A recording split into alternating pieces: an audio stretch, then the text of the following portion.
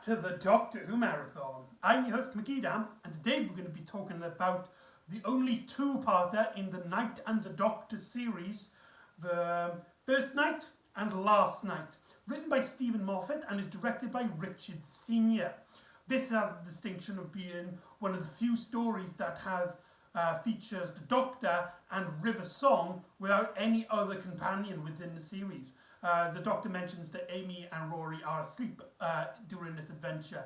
It also ties into elements that have been that have come across into the series, as well as seeing certain elements which are actually really important for the series, but might get retconned later on in the show's run. But yeah, this is actually kind of a really important thing to see, as we actually get the Doctor. One of the things about these short episodes that really work off is that in the 11th Doctor era is that they mainly focused on fun little adventures that won't really be strong enough for an entire video. However, these stories are just a bit of bubble of fun really, and shows that our characters like the Doctor do these adventures, meet all these people because it's fun, because they're human, and they're seeing the Doctor go on a date together. These episodes combined are usually referred to as date night. So that's like the overarching title if the story were to have one. But yeah, it's really nice just to see the Doctor getting ready for a date with no real monsters and no real arc like that into play. The first episode, First Night, is actually the shortest episode in the Night and the Doctor run. So it's that's really I say it's a really important thing. It's not really important. I don't know about the second one. The second one I think is like your average length one. I believe it's 5 overall. We have tackled about Good Night, Bad Night.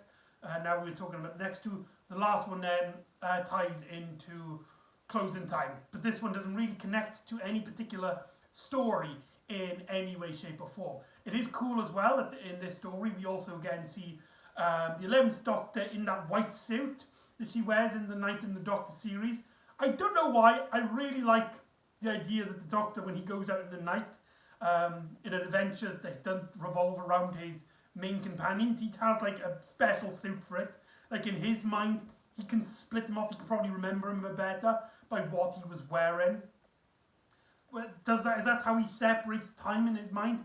He thinks back, like, well, okay, what clothes I was wearing? I was wearing the white one. That must mean when Amy and Rory were sleeping. So I don't know. I personally just really like it, and it really separates this from the main series and gives it a unique, different style in some way, shape, or form. But anyway, the story actually starts off with the Doctor actually picking up River Song during her first night at Stonegate Prison. I believe is it Stonegate Prison? And basically she's about to have a service of her prison, but the Doctor has taken her out for a date night. Yeah, it's kind of strange that the Doctor doesn't ponder on River Song's identity here. But the Doctor at this point does know about River Song being the daughter of Amy and Rory, as he proclaims your parents are upstairs asleep. So River Song knows at this point that where they kind of stand on that front of the episode. And essentially the Doctor tells her to put on his dress on, and he's going to show her this amazing tree on this planet, which is kind of boring. It's actually the planet of the fish and chips shops. But there's this one tree which grows so big that it kind of absorbs the sunlight or something, and you can read a nice book about it or something. And River Song, she's very excited by this, and she's like, wow, this is amazing. There's also the whole idea of the diary. The Doctor basically, this is the first time him and River, from River's point of view, really get to have a discussion. So from her point of view, this has also, just like the Doctor, just happened after Let's Kill Hitler. And she doesn't really know what to do with the book. And the Doctor's like, right, our lives are back to front, forward and backwards. We need a way to keep schedule. So that's what the diary's there. It's a diary to keep our stories intact from your point of view, to keep us in track, per se. So keep a hold of that diary, write down everything, write down the rules as well, which was stated in Let's Kill Hitler. But River Song, she isn't fussed on the dress. So the Doctor escorts her, gives her instructions to the wardrobe and tell her to pick up a different dress if she's not happy with it as he flies the TARDIS. But when he lands the TARDIS, suddenly out through the doors is River Song from a different point in her timeline, believed to be 5 years after the events of this story, and she seems to have collapsed after having a battle with some Sontarans, which are off screen. This is the only night of the Doctor which has scenes both inside and technically outside, as we see the exterior of the TARDIS doors. So there's a little bit of information there. And part one, first night, ends with the River Song 5 years in her future collapsing onto the TARDIS floor, asking the Doctor to hold her, and she seemingly has fainted. Part two is actually has a really funny intro where the Doctor's like, he doesn't know what to do, he doesn't know if he should give her mouth to mouth whether, if she's dying or not, but he can hear her breathing, holding her breath, and it's clear that River Song was just like pretending to be injured so she can get a snog from the younger Doctor that she is aware of. And this River Song, has 5 years, she's been 5 years since being in Stonehenge, Cage, whatever it's called. And the Doctor has to kind of balance the fact like he doesn't want the two rivers to meet. In fact, they kind of get jealous of one another. The older River realises that there's the dress there, and she is just like, who the hell is wearing a dress? Have you got someone else here? I'm going to kill that woman. And she goes around the TARDIS looking for this other woman that she's jealous of Doctor going on a date night. Whilst the younger River comes out and she hears the Doctor talking to someone, and then the older River is like, well, I remember this happened last time when we went on a date night, and you were talking to someone else, and the Doctor's trying to point out, it's like, I was talking to you, it's the same night from his point of view. And it's this kind of wibbly-wobbly paradox storyline here, where the Doctor's confused because, there's multiple River Songs, and when both the rivers then go in their separate ways, as the older River goes up to try and find this other woman, and the younger River is going to pick a dress.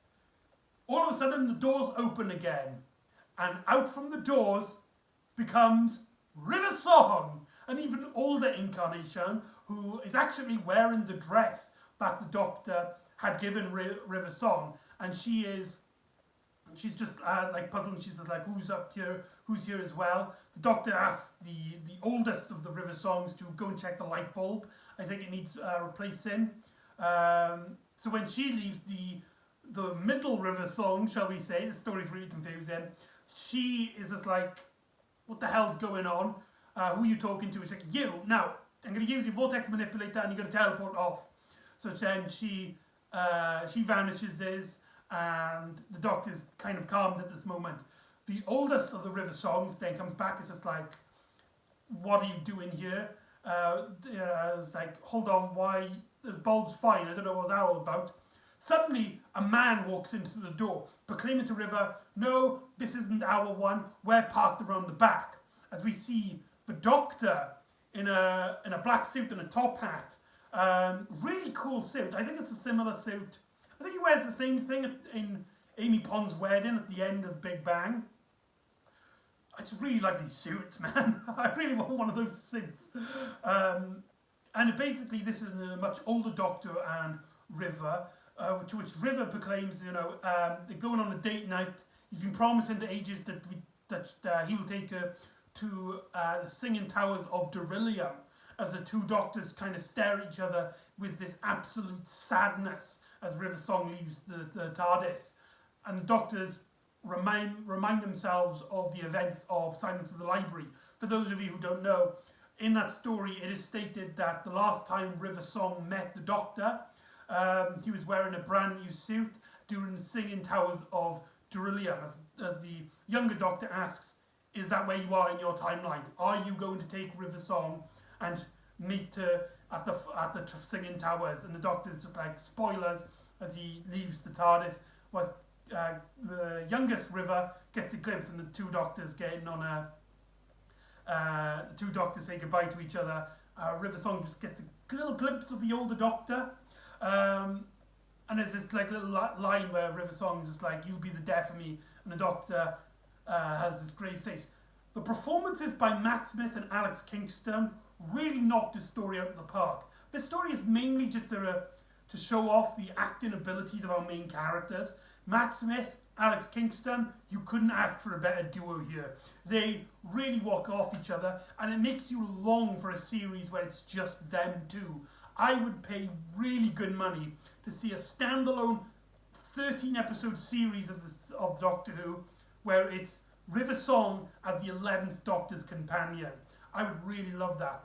But however, whether this story is important or not is up in the air, as the Doctor in this timeline is seemingly taking River Song to the Towers in his last encounter with River, which kind of goes up against the fact that River Song kind of knows about the Doctor's faces and stuff. But that actually gets kind of retconned in a sense. In a later story, in a story called The Husbands of River Song, which is a 12th Doctor story. The 12th Doctor's the one that takes her to Darillium, and it's stated in that story that River has always tried to get the Doctor to take her to Darillium. However, the Doctor always cancels in the last minute, basically proclaiming at the end of this story, the older Doctor didn't go through with that date, wanting to see River more and more, as the connection between the two characters are, he's really connected with River Song in that point in his timeline. And that is Date Night, or First Night and Last Night. Overall, this is probably the best one of the Night of the Doctors by far. It is really unique to see the Doctor and River Song in their own adventures, to see a majority of the time. Matt Smith, Alec Kingston really knock it out of the park.